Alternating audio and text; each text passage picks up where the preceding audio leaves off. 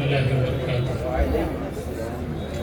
الحمد لله رب العالمين والصلاة والسلام على سيد المرسلين نبينا ورسولنا محمد وعلى آله وصحبه أجمعين. أما بعد فأعوذ بالله من الشيطان الرجيم.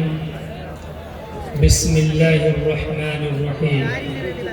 إن كنتم تحبون الله فاتبعوني يحببكم الله ويغفر لكم ذنوبكم والله غفور رحيم. وقال النبي صلى الله عليه وسلم لعن الله من لعن والديه لعن الله من ذبح لغير الله لعن الله من غير منار الأرض ولعن الله من آوى محدثا. رواه الإمام مسلم في صحيحه. محترم حضرات، علماء کرام، میرے دینی و ملی بھائیوں، صرف 5 سے 7 منٹ اور اگر بڑھ گیا تو 10 منٹ کے لیے آپ کے سامنے مخاطب ہوں. میں نے ایک چھوٹی سی آیت، بڑی عظیم المرتبت آیت ہے. آج کے زمانے میں ایک ٹرینڈ چلا ہوا ہے، تختی لے کر لکھ دیتا ہے آئی لو محمد، اور اس کے بعد بولتا ہے کہ میری محبت نبی صلی اللہ علیہ وسلم سے ہے. کیا یہ محبت ہے؟ آپ شراب پیے ہوئے ہیں اور آپ نے تختی پکڑ لیا آئی لو محمد. آپ نے نماز نہیں پڑھی ہے، آپ تختی لیے ہوئے آئی لو محمد.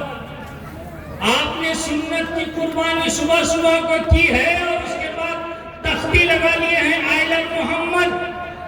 آپ نے اپنے بھائی پڑوسی کو صبح صبح جھگڑا کر کے اس کو مارا پیٹا ہے اور اس کے بعد دوپہر کو کہتے ہیں آئی لو محمد. آپ دنیا کے ان تمام برائیوں میں آپ گرفتار ہیں جو برائیاں آپ کو اسلام سے خارج کرتی ہیں، اور تختی لے کر کہتے ہیں آئی لو محمد. تعصی الالہ وانت تظہر حبہ، تعصی الالہ وانت تظہر حبہ، هذا محال في القياس بديع لو كان حبك صادقا لعطاته ان المحب لمن يحب مطيع. شاعر نے کیا اچھی طرح سے کہا کہ تم اللہ کی نافرمانی کرتے ہو اور اللہ کی محبت کا اظہار کرتے ہو، بورڈ لگا کر بولتے ہیں کہ آئی لو محبت. آپ محمد سے نفرت کرتے ہیں، محمد سے کی باتوں کو آپ مانتے نہیں ہیں، محمد صلی اللہ علیہ وسلم کے فرمان کے مطابق آپ چلتے نہیں ہیں، اور اس کے بعد کیا ہے؟ ظاہر کرتے ہیں کہ آئی لو محمد. هذا محال في القياس بديع. یہ ناممکن سی بات ہے، یہ مانی جانے والی بات نہیں ہے. یہ انوکھی بات ہے کہ کس طرح سے ہوتا. لو كان حبك صادقا لأطعته. اگر تیری محبت سچی ہوتی تو تو نبی کی اطاعت کرتا، تو نبی کی اطاعت کرتا، نبی کے فرمان کو مانتا، نبی نے کس طرح سے کرنے کی کہا ہے وہ کرتا، جن چیزوں سے رکنے کہا ہے ان چیزوں سے رک جاتا. لیکن تو رکتا تو نہیں ہے. لو كان حبك صادقا لأطعته. تیری محبت اگر سچی ہوتی تو تو نبی کو مانتا. کیوں؟ ان المحب لمن يحب مطيع. کیونکہ جو محبت کرتا ہے تو جس سے وہ محبت کرتا اس کی باتوں کو مانتا ہے. آپ آئی لو محمد کہتے ہیں تو محمد کی باتوں کو آپ مانتے ہیں کہ نہیں؟ یہ دیکھنا ہوگا دوستو، اور یہ ہے سچی محبت. اللہ نے کہا ان کنتم تحبون اللہ فاتبعونی یحببکم اللہ. تم اللہ سے اگر محبت کرنا چاہتے ہو تو میرے پیچھے چلو. نبی نے کہا میرے پیچھے چلو، میری باتوں کی تائید کرو، اتباع کرو، پیروی کرو.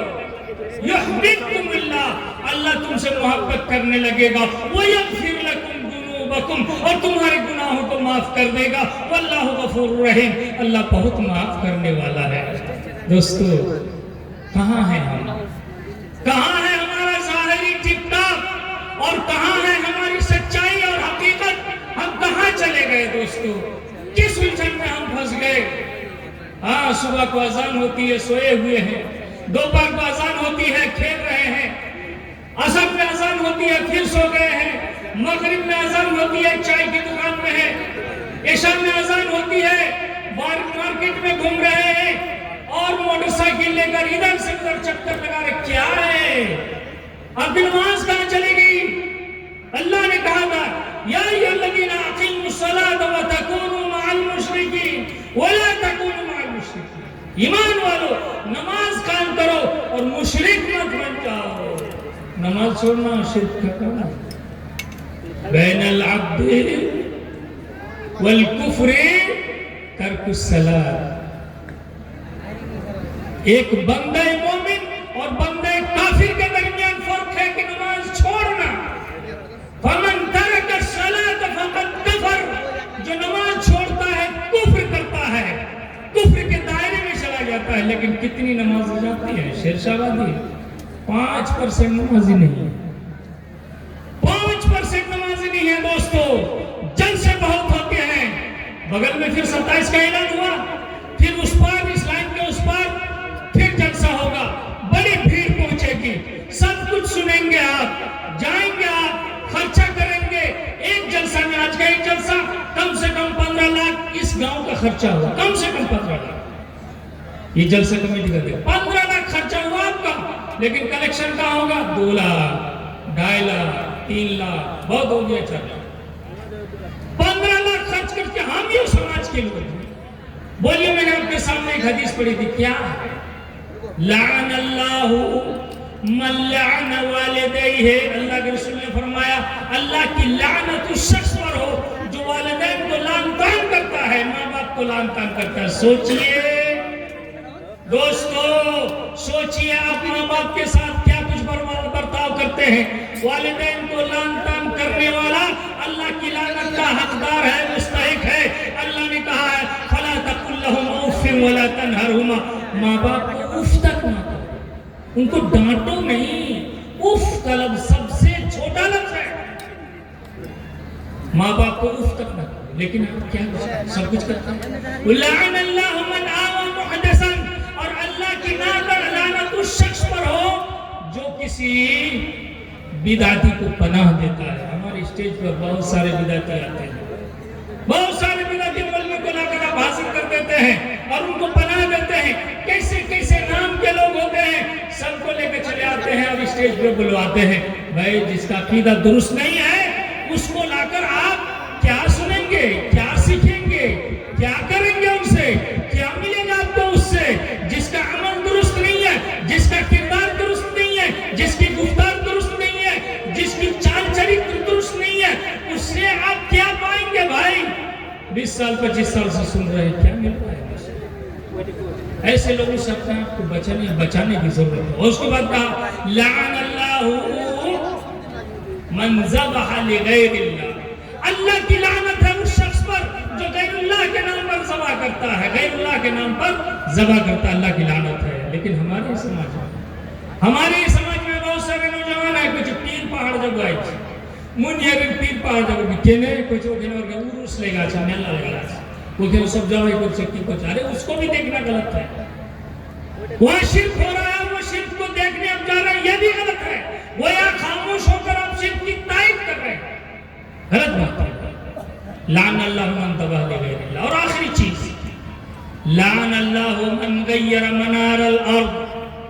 لعنت ہے اللہ کی اس شخص پر جو زمین کا کھوٹا کو بدل دیتا ہے, زمین کے نشان کو بدل دیتا ہے, زمین کے جھوڑ کو اکھاڑ دیتا ہے.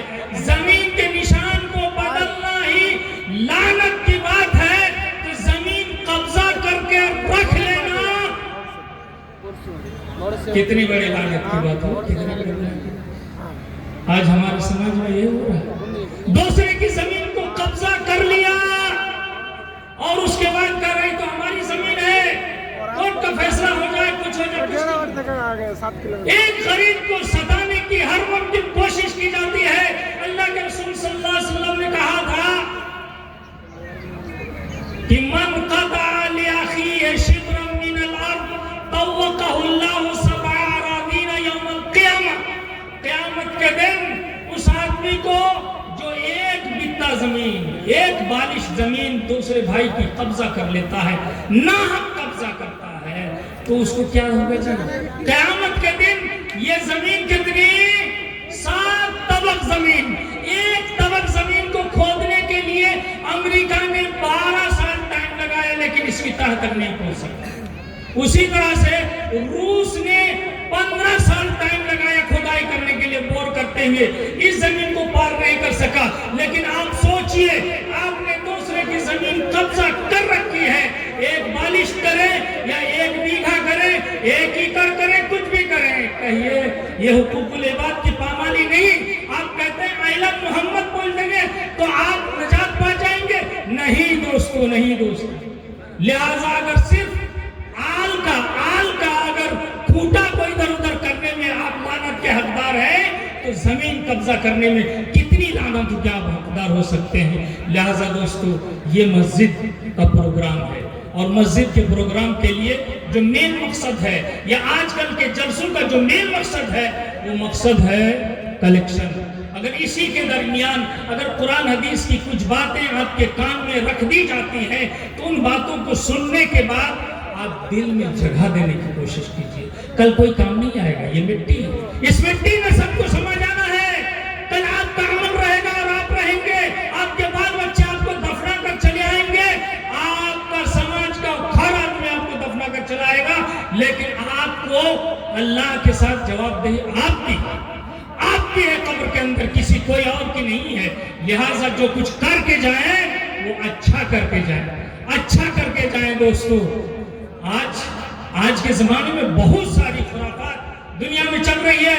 اس خرافات کو دیکھ کر، اس خرابی کو دیکھ کر آپ نے وارا تو اگلے کوچھے بھی وارا اگلے کوچھے. ہمارے گاؤں میں چھرا مالی، میرے گاؤں میں اصل میں چھرا مالی، پھر آجی کو چھرا مالی میں مدرسہ کو کم سے کم 35 بیگھا زمین تھی. مدرسہ کو 35 بیگھا. آج مودی کو لے دیتے ہیں کہ مودی وقت کا قانون بنا دیا تو ہمارا قانون یہ ہو گیا، وہ ہو گیا، وہ ہو گیا. ارے یہ وقت کی زمین لوٹنے والے کون لوگ ہیں؟ یہی مسلمان. 35 بیگھا زمین میں سے 5 کٹھا بھی زمین مدرسے کو پاس نہیں. کیوں؟ کہتا ہے یہ سرکاری مدرسہ ہو گیا، تو ہمارا دادا نے دیا تھا، تو اب تو سیٹلمنٹ چل رہا ہے نا، پوتا لوگ اپنے نام پر کر رہے ہیں. دادا کی دی ہوئی زمین کو پوتا اپنے قبضے میں کر رہا ہے. مسجد کے لیے دادا نے زمین دے کر چلا گیا ہے، مسجد بنوا دیا ہے، سامنے زمین پڑتی ہے، گھر کے سامنے کچھ ہر گوہل چھوٹو ہے، ہر گولی چھوٹو ہے، ہمار گولی چھوٹو ہے، ہم نہیں دیں گے. تم لوگ گاؤں کی مسجد اٹھا کر کہیں لے جاؤ. میرا دادا کو سمجھ میں نہیں آیا تھا، ہم لوگ کی گولی کو چھوٹا کر دیا. کس گاؤں کا جھگڑا آپ کو بتاؤں، کس مسجد کا آپ کو جھگڑا بتاؤں؟ اس طرح سے بہت سارے مسائل ہیں. لہذا تن ہما داغ شد پمبا کجا کجا نہم، کہ زخم اتنا جسم میں بھرا ہوا ہے کہ زخم میں مرہم کہاں رکھیں، مرہم کہاں رکھیں. اتنا زیادہ زخم ہے، لیکن اس کے باوجود بھی ہم سمجھنے کے لیے، سوچنے کے لیے تیار نہیں ہیں. ہم تعلیم کے راستے پر، دین کے راستے پر آنے کے لیے تیار نہیں ہیں. اللہ تبارک و تعالی ہمیں دین کے راستے پر چلائے. اقول قولی ھذا واستغفر اللہ لی ولکم ولسائر المسلمین فاستغفروہ انہ هو الغفور الرحیم. السلام علیکم ورحمۃ اللہ وبرکاتہ.